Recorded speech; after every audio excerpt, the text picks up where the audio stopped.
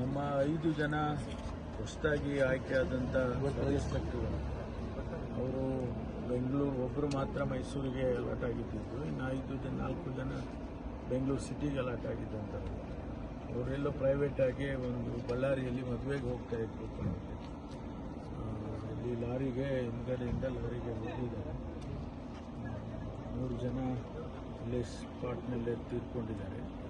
ಇನ್ನು 2 ಆಸ್ಪತ್ರೆಗೆ ಸೇರಿಸಿದ್ದಾರೆ. ಅವರು ಅವ್ರಿಗೆ ಟ್ರೀಟ್ಮೆಂಟ್ ಕೊಡ್ತಿದ್ದಾರೆ. ಇದು ಯಾರ್ದು ತಪ್ಪು ಏನು ಅಂತ ಹೇಳೋದಕ್ಕೆ ಭಾಳ ಕಷ್ಟ. ಯಾಕೆಂದರೆ ಅವರು ಲಾರಿ ಸ್ಲೋ ಆಗಿ ಹೋಗ್ತಿತ್ತು ಅಂತೇಳಿ, ಆಮೇಲೆ ಹಿಂದ್ಗಡೆಯಿಂದ ಅವರು ಹೈ ಸ್ಪೀಡಲ್ಲಿ ಬಂದು ಹೊಡೆದಿದ್ದಾರೆ ಅಂತ ಈಗ ನಮಗೆ ಮೇಲ್ನೋಟಕ್ಕಾಗಿರ್ತಕ್ಕಂಥ ಮಾಹಿತಿಗಳು. ಅದರಿಂದ ಮೊದಲನೇದಾಗಿ ದುರದೃಷ್ಟಕರ. ಅವರ ಆತ್ಮಕ್ಕೆ ಶಾಂತಿಯನ್ನು ಕೊಡ್ತಾನೆ ಮತ್ತು ಅವರ ಕುಟುಂಬದವರಿಗೆ ಭಗವಂತ ಅವರ ನಷ್ಟವನ್ನು ಭರಿಸ್ತಕ್ಕಂಥ ಶಕ್ತಿ ಕೊಡಲಿ ಅಂತೇಳಿ ಪ್ರಾರ್ಥನೆ ಮಾಡ್ತಾನೆ.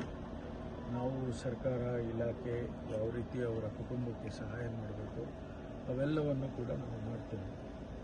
ಕಾನೂನು ಪ್ರಕಾರ ಯಾವ ರೀತಿ ಸಹಾಯ ಮಾಡಬೇಕು ಅವ್ರು ಮಾಡ್ತೀವಿ. ಅವರು ರಜೆ ಹಾಕಿದ್ದಾರೆ. ಅವರು ಆನ್ ಡ್ಯೂಟಿ ಅಂತ ಹೇಳಿ ಬರೋದಿಲ್ಲ ಅಂತ ಹೇಳಿ ಅನಿಸುತ್ತೆ.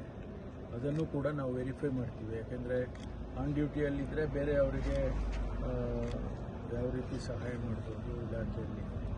ಆನ್ ಡ್ಯೂಟಿ ಇಲ್ಲ ಅಂತ ಹೇಳಿದರೆ ಯಾವ ರೀತಿ ಮಾಡ್ಬೋದು ಅಂತೇಳಿ ನಾವು ಚರ್ಚೆ ಮಾಡಿ ಏನೆಲ್ಲ ಸಹಾಯ ಮಾಡ್ಬೋದು ಕುಟುಂಬಗಳಿಗೆ. ಯಾಕೆಂದರೆ ಅವರಿನ್ನೂ ಈಗ ತಾನೇ ಸರ್ವಿಸಿಗೆ ಸೇರಿದ್ದಾರೆ.